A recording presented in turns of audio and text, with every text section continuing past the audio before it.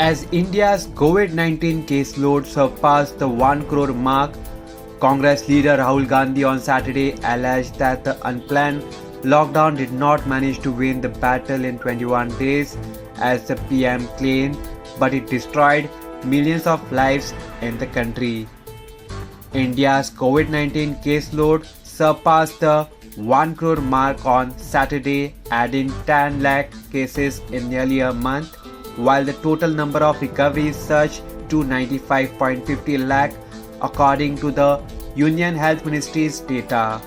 Taking a dig at the Prime Minister's remark in March that the Mahabharata war was won in 18 days and the war against coronavirus will take 21 days, Mr. Gandhi tweeted, 1 crore COVID-19 with almost 1.5 lakh deaths. The unplanned lockdown did not manage to win the battle in 21 days, as the PM claimed, but it surely destroyed millions of lives in the country. The country's COVID-19 case tally had surpassed the 20 lakh mark on August 7, 30 lakh on August 23rd, and 40 lakh on September 5th. It went past 50 lakh on September 16, 60 lakh on September 28, 70 lakh on October 11, 80 lakh on October 29, and surpassed 90 lakh on November 20.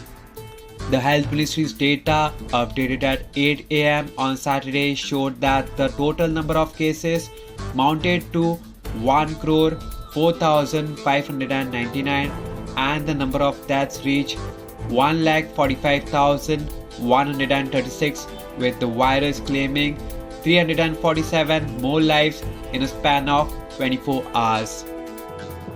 Subscribe to Goa First News and Entertainment channel and click on the bell icon and never miss any update.